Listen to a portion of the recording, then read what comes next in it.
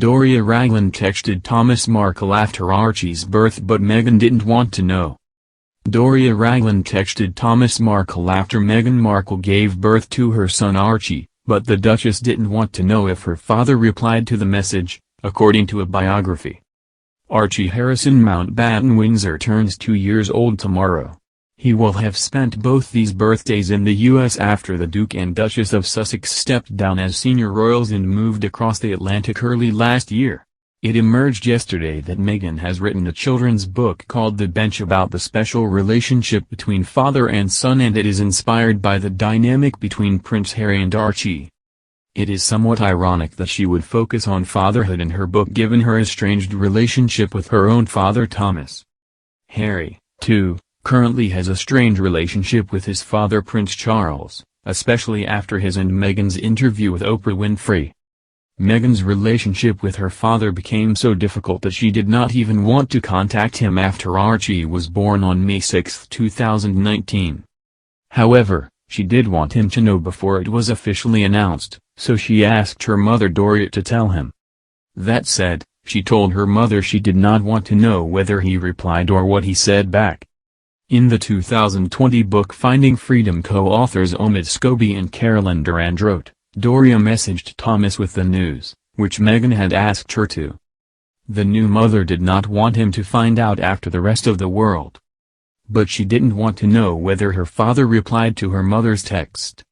Other people the couple told straight away were the Queen and Prince Philip, who were first on the list, then Prince Charles and Prince William, who received a picture of the newborn along with the news. Harry then informed other family members including Zara and Mike Tyndall on the cousins-only WhatsApp group chat.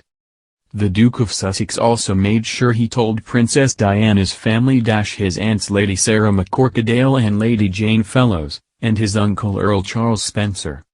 He also told his former nanny Tiggy Legbourne, who he wanted to be the baby's godmother.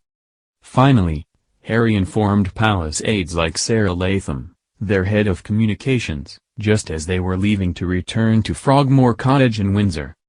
After they got home, Meghan set about telling her friends. She told one, "He's barely cried. He's an angel." To another, she said, "If my son is half of what your children are, I will be so happy." When it came to informing the public, Harry decided he wanted to do it his way rather than the formal, traditional way. A source told the authors that the Duke wanted people to hear it in his own words, no statement, no formal arrangements. Just him, off the cuff and candid. So he arranged for cameras to come to Windsor Castle's mews where he stood and announced the happy news on video. After explaining that they had had a boy and that both mother and baby were doing well, he exclaimed, "How any woman does what they do is beyond comprehension."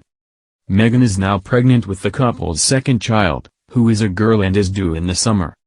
Harry appeared on stage at Vaxliv this week, a concert which will be broadcast on TV this weekend.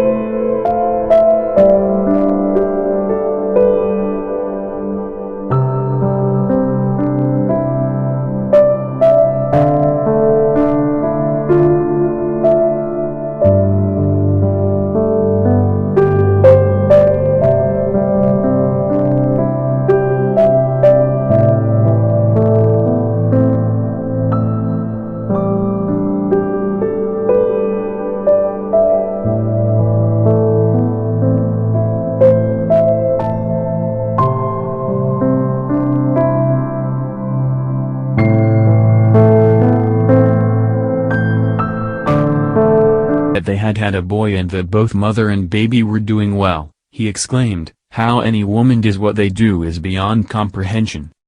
Meghan is now pregnant with the couple's second child, who is a girl and is due in the summer. Harry appeared on stage at Vax Live this week, a concert which will be broadcast on TV this weekend.